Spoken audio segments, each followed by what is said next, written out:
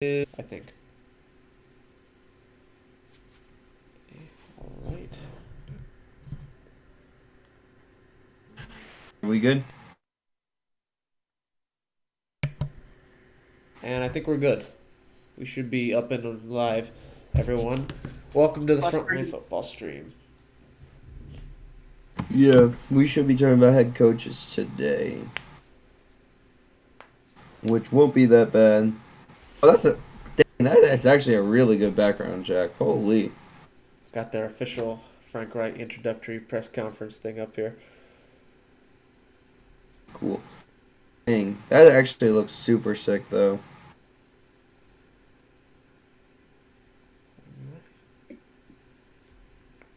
Oh, all right. Let's start with Frank Reich. He's been mid hire. Could have had better. They could have gotten like a lot worse. They were the first to get it. In my opinion, it's like a mid hire. So yeah, does anybody else want like, unless you guys have like different opinions about it? Um, well, what I gotta say about this player is I've seen this I've seen this guy coach. I mean, we all have. But being part of his division, I know that he's a really good head coach. He's really good at turning teams around. Unfortunately, he was never put with a quarterback that could help him reach that next level. I mean, the closest thing he had was Philip Rivers. And I think, did he have Andrew Luck for a year? 1 year. Yeah. So this guy, I believe he could do well, but he just needs the pieces around him. So the biggest need that they get right now is to get a quarterback. I don't care if you got a trade up or something. You need to get this man a quarterback. You need to get this man a team, maybe build through free agency in the draft. Just something because he needs a team.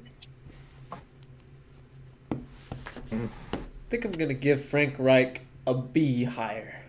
I like Frank Reich as coach. I think he got the short end of the stick a little bit in Indy because of the way everything played out. But after Andrew Luck, he just never really got a shot at finding like a stable quarterback situation. He was able to get them to the playoffs consistently with like Philip Rivers. He had a winning record with Carson Wentz, give him that. He had Jacoby Brissett. There was a whole mess of quarterbacks. He never got the QB stability after Luck. Something Indy is still struggling with at this point in time. And I think it really hindered his performance overall. And then this year it all came unraveling with the injuries and then JT obviously going down. O-line regressed. Matt Ryan was cooked. Nick Foles was terrible. Sam Ehlinger was terrible for the most part. So overall, he struggled a lot, mainly because he never had stability. So here, if you're the Panthers, you have a decent young core here. Not like the greatest, but not the worst either. So I think it's time to commit to getting Frank Reich some help, mainly quarterback. I think they should be calling the Bears, trying to get number one overall, or at least looking to move up to grab one of these quarterbacks, whichever one they like, Bryce Young or C.J. Stroud, or maybe they even like Will Levis. We'll see about that. But overall, this Panthers team, they got a little bit to work with on offense. They got Icky that's going to hopefully continue developing. Their running game kind of came on at the end of the season, and then obviously DJ Moore has been very good. So there's some decent pieces to build around here, but for now, it's a B. He's an okay offensive mind. He's pretty good, but we've got to see him truly thrive again to see if it's a home run higher or not here. So I'll give it a B. Solid higher overall. All right, cool. Yeah, I would rate it like a C. But that's maybe C plus for me. But that's it for. I gotta And then see. Josh. Uh, he's a he's a mid head coach. Okay. Josh, you want to check the next one? What is the next one? Should be Nico. yours. Okay. So the Texans have hired former player of the team and former DC of the 49ers, D'Amico Ryan. This man, I believe, this is a great hire from Houston. Houston's really worked well with defensive-minded head coaches. That's who Lovie Smith was, and we have a really good upstart team right now. This will really help bring back a lot of the players who have felt like the organization has been going on a way for the past couple of years. And Nico coming back to the team at this point is the wake up call the Texans needed. JJ loves this move. All the legends of the team. This is really a great move to bring everyone back to the big goal, which is to bring Houston at least to the playoffs, hopefully a Super Bowl ring in the future.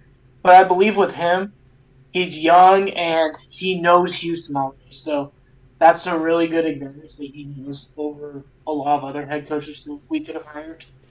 So I'm gonna have to give this move a B, but I have to see how free agency and to really grade this move. I'm gonna whichever one of y'all wants to take it next. I'll take it next. I think it's gonna be like a B minus. I think all of us are gonna say it's probably in the higher area for grading. He seems like he knows what he's doing, but he's not gonna have Nick Bosa or anything else like that. He's gonna get kind of some very trash players, and then some decent players like Stingley and Petrie. But man, it's gonna be a bad. I don't think he's gonna have a bad defense, but if it's improved from Lovey, I think it'll be a successful. And just having a better record in general will be nice. So yeah, that's just my opinion. Yeah. I think I'm gonna give it either an A minus or a B plus. I really like the hire. Obviously, San Francisco's defense is loaded, and he did a great job coaching it up to be the best unit in the league. He's played for Texans for, I don't know if it was all 6 years, but he has 6 years of NFL experience. He's learned defense, and now he's gotten his chance to get to be a head coach. And overall, I like the move. I think it's going to help. It's a better hire, much better hire than the last two, in my opinion, for the Houston Texans. David Culley and Lovie Smith just didn't feel right. This feels like the long-term answer, finally a long-term fix. This guy could be your head coach for at least the next 10 years if he does end up panning out. I think his number one goal is going to be working on the defense. They have some pieces. They are going to need to bring more talent in, though. Stingley and Petrie, I expect to improve even more. And then I think there's one pass rusher, Jonathan Gennard, maybe. It's been pretty solid. We'll see if he can keep developing under D'Amico here. So overall, very good hire. I'm going to give it a B+. It'll take a little bit of time. We have to see how the Texans execute this offseason, see what their main focus is. But overall, I think this is a good cornerstone of a franchise here. He's going to keep building Houston and get them back on track here. So I'll give it a B+. All right, cool. You want to take the last one too, Jack? Because Right. someone. Sean Payton. So as you see, we have the trade details up here. The compensation is Denver trades a first this year, which is San Francisco's, which I believe is going to be 30. Next year's second. And in return, they get Sean Payton and the Saints 2024 third. So overall, this one's an interesting hire. It's not my favorite. I think my favorite so far is D'Amico Ryans in the hiring process. I love Sean Payton as an offensive mind. He's very good. You did have to give up a first-round pick, but it is in the back end, so it's not like the end of the world. But overall, this hire was brought in to fix the Russell Wilson stuff. Fix whatever happened. Whatever happened last year just needs to go away. The Broncos just need to get back on track from here. Their defense is still in place. It's up to Sean Payton. Feel like the Broncos have offensive playmakers in place. Just none of them I consider like super elite. I think Javonte Williams healthy is going to be big for this team. Courtland Sutton, Jerry Jeudy, Tim Patrick coming back, so he's got some stuff to work with. It's just about to see how he cooks it up. See if Russell Wilson can get back on track. That's definitely the most important thing. They're all in on Russ, and they need to win now. So first rounder, second rounder, that is a lot of assets for a coach. So I think the idea is Sean Payton comes in and fixes a lot of it up. I don't love giving up a pick for a coach, but for a guy like Sean Payton, I think you could argue that it ends up being worth it.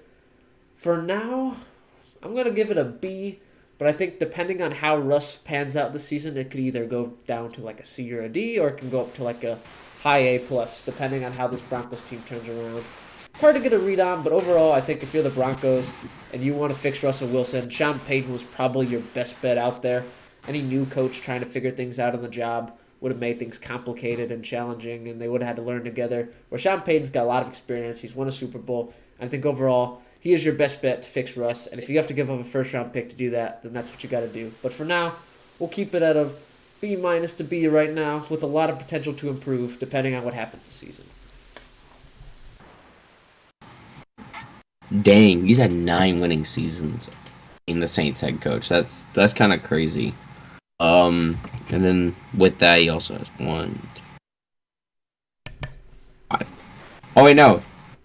He has dang, no, he has 10 winning seasons and 4 losing seasons. That's pretty consistent too. And he won the Super Bowl in what, 2009? Good. Um, yeah, it just matters who he brings in also because Peyton is an A for me. I like the hire a lot. I think it's the best. The best head coach in this entire coaching class. The only problem is Sean Payton is 59 years old. That's gonna be a problem because usually coaches that get to that age don't really want to be coaching anymore. They want to be doing other things. Um, there's not a lot like Bill Belichick, and I don't think there will be a lot like Bill Belichick, where he's 70 years old and still wanting to coach. Like, we almost saw a retirement this year with Sean McVay, which is a different person. So I just hope that if the Broncos are going to need a win now because Sean Payton's a quick fix. It's a band-aid over maybe a gash wound. It matters how bad Russ is playing. So, yeah. Josh? I'm gonna have to give this move a B minus. I think for if we're talking about quarterbacks here, I think they probably put him with one of the best coaches that they could, Sean Payton, who did. Let's give him credit. He did help switch around Drew Brees' legacy from him in San Diego to New Orleans as an undersized quarterback. So maybe he could do the same for us. He has experience, and the Broncos, with the Walmart money that they are trying to win now. They're not trying to wait. They have a window, and on paper, they're supposed to be champions. Unfortunately, they didn't get their quarterback in Aaron Rodgers, but I believe this is a quick fix. Hopefully, he does something, but I don't know with some of the stuff that you've given up and how the team has performed with Wilson under center. I gotta see free agency in the draft to see this move all the way out. But right now, I'm giving it a B minus. Alright, I think. Do we want to talk about like other situations? Like just the other two teams that are not having head coaches yet? Just the Cardinals and the Colts. Yep, 2 openings We can do that. left. So the Colts are like is a weirder situation, so we'll talk about that. We'll start with Cardinals, I think, because the Colts have a weirder situation. And Cardinals is kind of straightforward. So what I know from right now and from different areas and different sources, Cardinals are right now interested in Brian Flores. We're interested in the Eagles, DC, and OC. And I believe that's mostly it. But yeah, I think so. The only person that we've given a second interview to for sure, I believe it's Vance Joseph. So that's not good, but we're not getting Vance anyway. So he probably won't get the job. Oh, yeah, that's what the Cardinals are interested in right now. So all their guys other than Sean Payton are uh they're right now not there. So but they are there, so that's fine. So I think that I would like maybe the OC for the Eagles. They've been pretty good. I've been wanting him for a little bit of time. And then I would want the DC for the Eagles, and then if worst comes to worst, I'll take Flores. Oh yeah. Does anybody else have anything to add about the Cardinals, or is that really it? I feel like they try to go for an offensive mind to help pair up with Kyler, but I'm not 100% sure just because the way everything played out. I think Eagles OC should definitely be an option because turn Jalen Hurts into MVP, Super Bowl level offense, all that stuff. So I think that should be their number one priority right now to look at.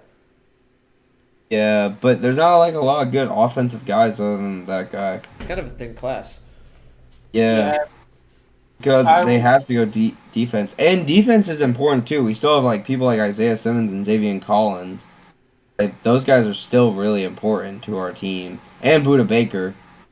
But Kyler does actually get power on who the head coach is too. So I he think might.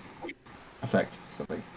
I think your two best options are either Eagles offensive coordinator Shane Steichen, or Ben Johnson, the offensive coordinator for the Detroit Lions. Because those two have done really well. I think the Eagles OC Steichen is your best option here because of what he did with Hurts and how he made him a better quarterback, MVP candidate. But Ben Johnson's not a bad hire either. Both of them would be great. Maybe a third candidate is Jonathan Gannon for you guys.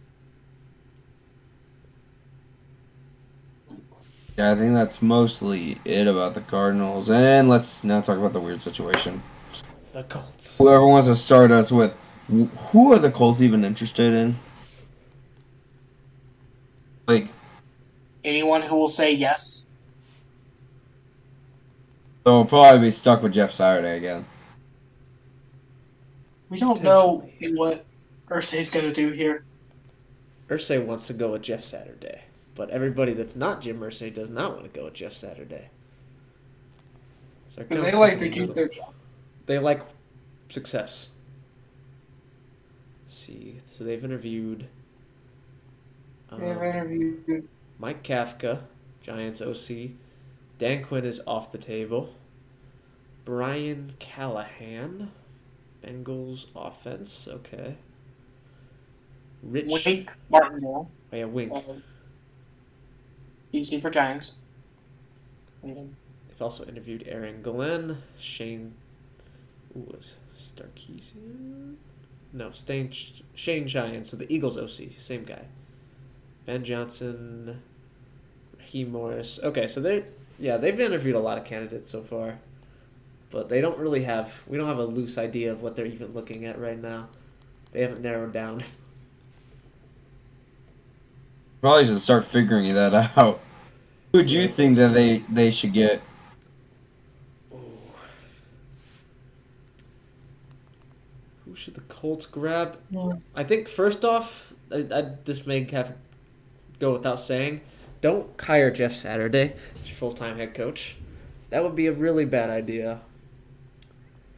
I think they should aim Eagles OC, Bengals OC, both elite offenses. That'll help a lot. If they can reassure them on quarterback situations, I think they could definitely get them to take the job. Though I guess they hired their Eagles OC last time with Frank Wright, so I don't know if they want to go that direction again. I'd guess now maybe they go in a different direction. They swing to the other side of the ball and they hire Jonathan Gannon potentially, but I don't even know if they've interviewed him yet. There has been no mention on their social media that they have interviewed him, but I don't know. So we don't really know with the Colts. If I had to guess right now, I feel like they're going to try to go with either the Eagles or the Bengals OC if they're going to stick with offense. I'm Dang. saying I mean, I guess they would kind of want Eagles because they do the running game more, and they have JT, which is Important. pretty big. So I don't know. That's just me though. I really think that they're going to try to switch it up this time and go with a defensive-minded coach. Maybe like a Ejiro Evero? Is that the Broncos DC? Broncos DC. Or they could go with somebody like Raheem Morris, which is the Rams DC. I think probably somebody like that would really help them. And the And yeah, Raheem Morris is getting looked at for head coaching opportunities. So those are my top two candidates for them. And I guess I'll throw in Brian Callahan for my third.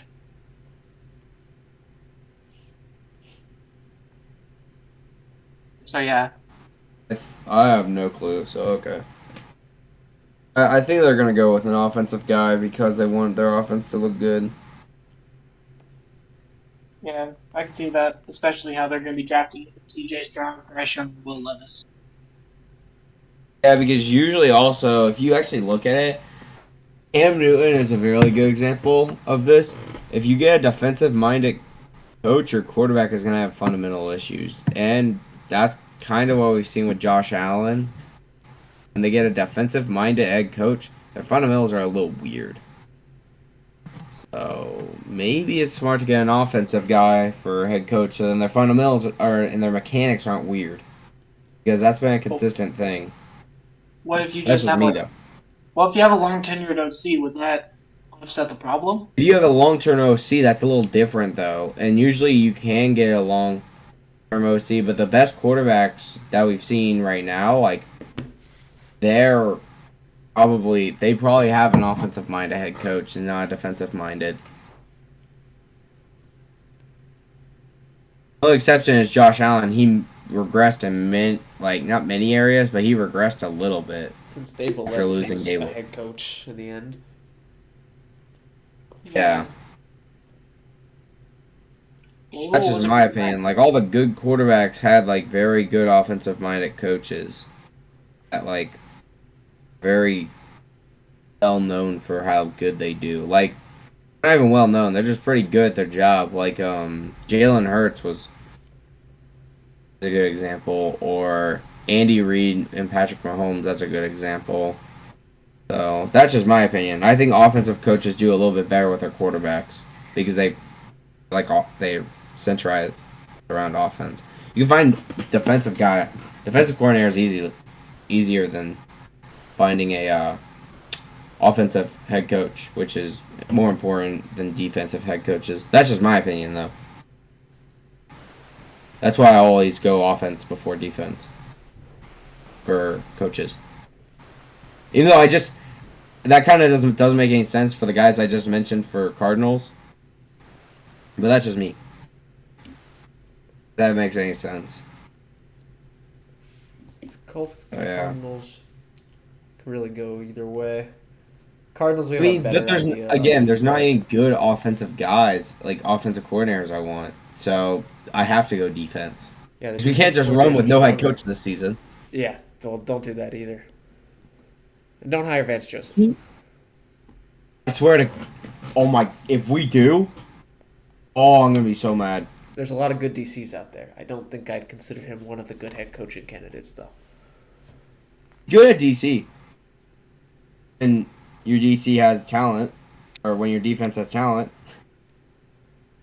You just don't have a lot of talent on a defensive front because we lost all of our good edge rushers.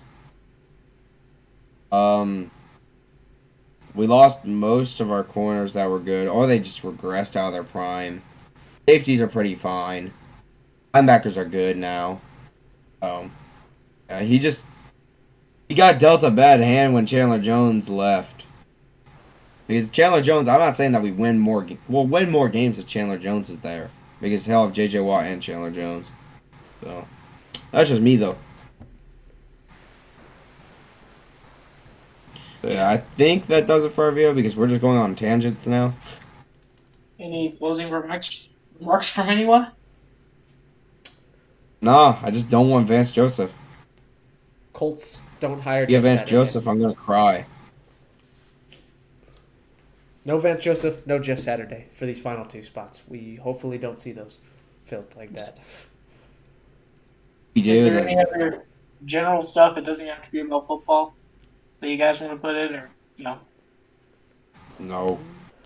Yeah, I think that's it for me. Well, I'll pose this question to the viewers then.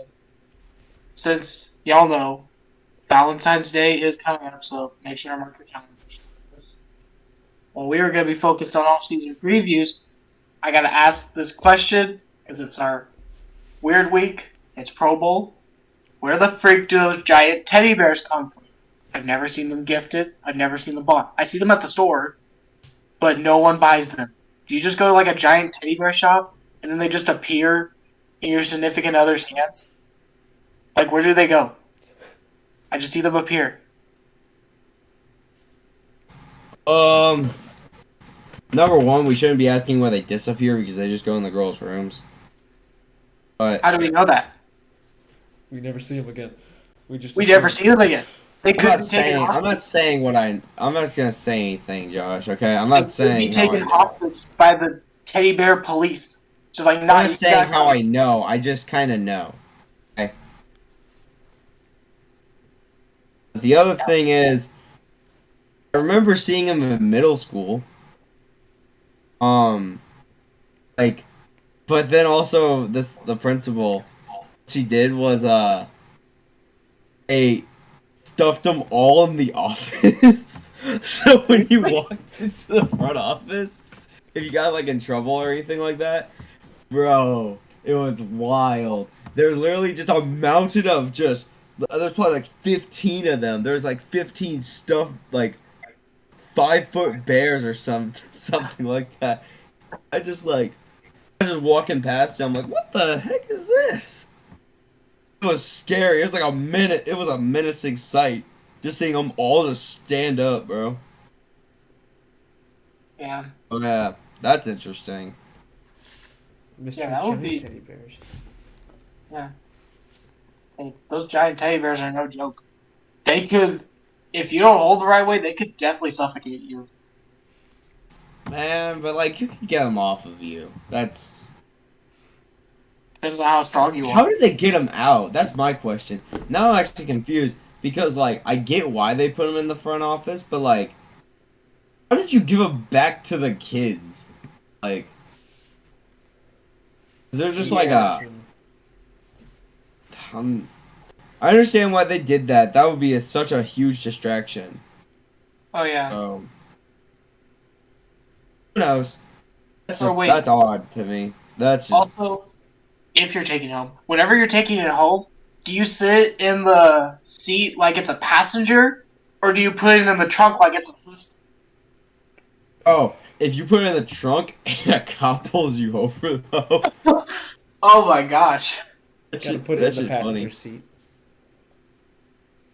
Why? What if you get to a car accident and you see that thing go flying out? It's the most awkward car accident ever. Also, wait, when it like my car doesn't do this, but like when your seat thing like the sensor when it be going off, Yeah, so you put a seatbelt on. Yep. you're a weirdo, bro. Like that's even worse getting pulled over and that thing is in the passenger seat. Well, the thing is, if you come to like a really fast stop, then the teddy bear's just gonna hit their head on the dash, and you can't see from that side. Maybe you should just put it in the back of your car. Just put it in the In back, the back seat. seat. Then it Really won't cause put any it in the trouble. seat, gosh. Maybe you should. God. Feel really weird if a cop pulls you over and that's in your if that's anywhere in your car. Yeah, that would be a story to tell. Except they probably understand because it's probably like their fifth call of the night where somebody's had a giant teddy bear. Yeah. Well, we just got into a really weird tangent, so that does it for our video. Does it for our video today. If you liked it, hit the like button. Put in the comments below about well anything. Probably head. I would say head coaching stuff, but just go wild in those comments this time. Oh, crazy. Keep it legal. And yeah, if you liked our video, if you really like it, hit the subscribe button, turn on post notifications. We're doing it a little early this week because, oh, yeah, we just felt like doing it early. And yeah, we'll see you. We'll see you then. What the heck was that? Never mind. We'll see you next time after Jack hits the plugs. As always, don't forget to follow us on Instagram and Twitter at FrontlineFB. They're not up there because this is a new layout and the head coaching update's going right there, scrolling through. So you're just going to have to remember it. FrontlineFB. Yeah, I think it's the same for everywhere you go, and we hope you enjoyed. We did a good job grading, and if you are interested, predict the Colts and Cardinals head coaches in the comments. We'll come back to you next week for Super Bowl predictions, and for Colts and Cardinals fans, we're hoping for no Vance Josephs and no Jeff Saturdays. We'll see you guys next week.